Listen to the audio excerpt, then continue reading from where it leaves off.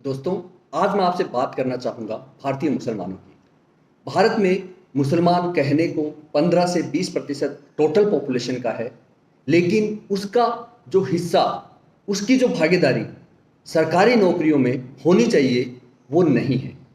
तो ऐसा क्या हुआ कि भारतीय मुसलमान इन क्षेत्रों में पिछड़ गया? आज मैं विस्तार से आपके साथ चर्चा करूँगा कि क्यों भारत का मुसलमान, अगर हम इसको बात करें विश्व के परिप्रेक्ष्य में, तो कमोबेश यही सिचुएशन पूरे विश्व के मुसलमानों के साथ है। लेकिन मैं बात सिर्फ और सिर्फ भारत के मुसलमान के परिप्रेक्ष्य में करना चाहूँगा कि क्यों भारत का मुसलमान एजुकेशन सेक्टर में और उसके बाद गवर्नमेंट सेक्टर में, गवर्नमेंट जॉब्स में बहुत ज़्यादा पिछड़ गया। तो अब हम बात करते हैं, मैं आपको बताना चाहूँगा, आप यहाँ पर देख सकते हैं कि भारत में मुसलमान जो लगभग 15 से 20% हिस्सा जनसंख्या का भारत में है, इसके परिप्रेक्ष्य में जब हम बात करें तो भारत के मुसलमान सरकारी नौकरियों में 5% से भी कम उनकी हिस्सेदारी है, यानी वो सरकारी नौकरियों में ज़्यादा सफलता हासिल नहीं कर पाते हैं।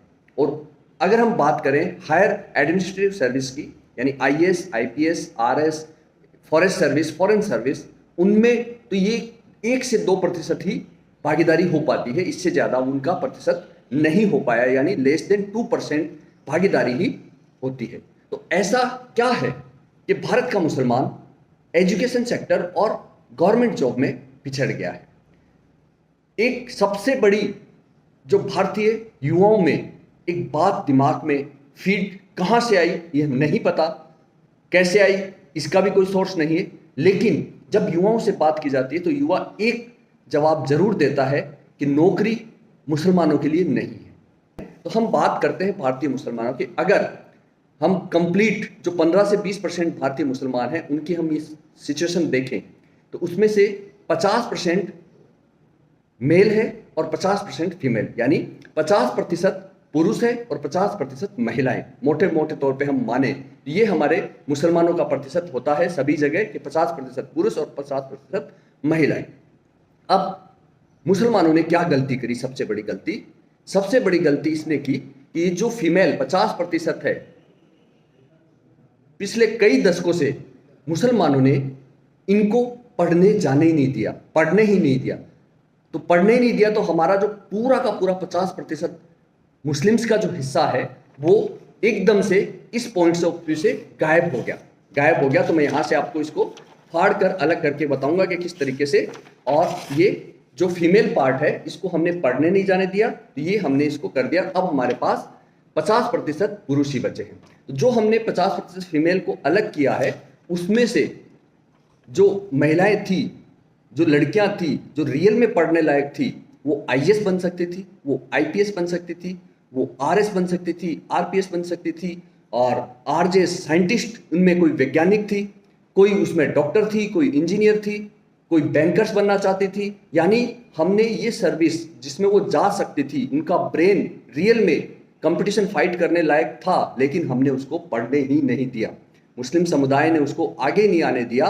इस कारण ये 50% हिस्सा जो रियल में कुछ कर सकता था, मुस्लिम समुदाय ने इसको हमेशा पीछे रखा। जो रियल में कुछ बनने लायक थी लड़कियां, उनको आगे नहीं आने दिया। तो हमने हमारी जो हिस्सेदारी थी, उस हिस्सेदारी में से 50% हिस्से को कंप्लीटली साइड में रख दिया।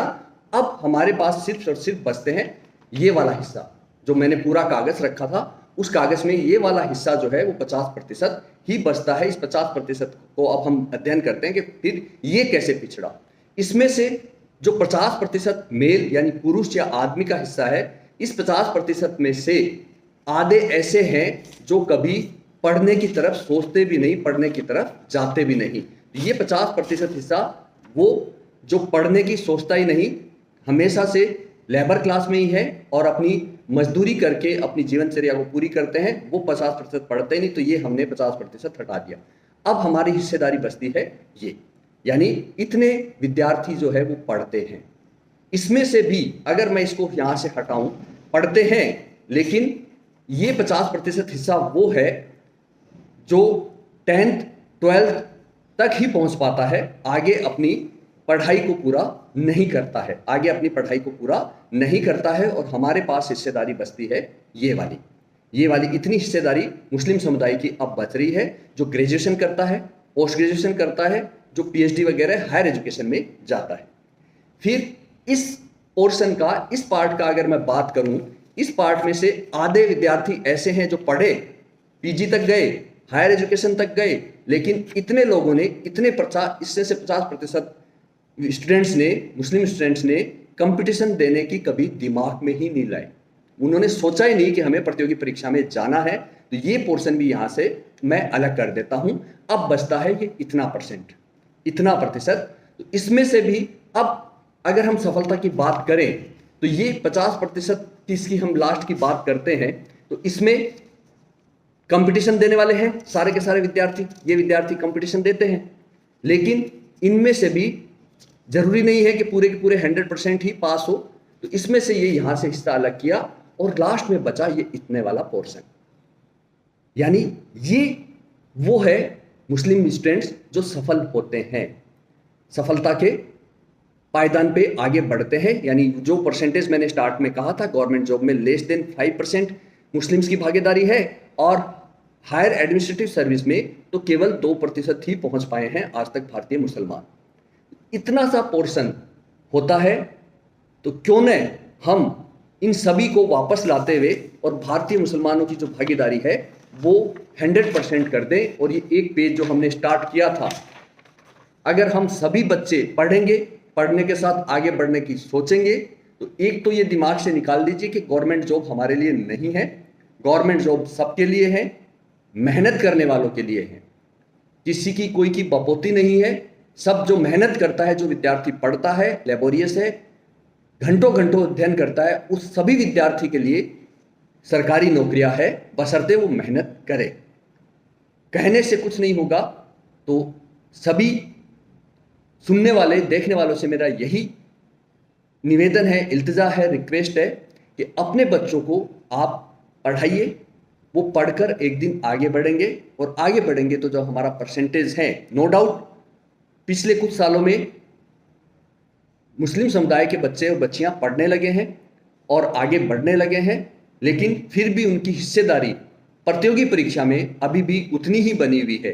पढ़ाई के तौर पे वो आगे आए हैं, लेकिन सक्सेस जो है वो अभी उतना ही है। तो आप सभी अपनी हिस्सेदारी बढ़ाना चाहते हैं तो अपने बच्चों को पढ़ाइए, और सिर्फ तरक्की जो है वो एजुकेशन से ही संभव है। तो बहुत बहुत शुक्रिया आप सभी का।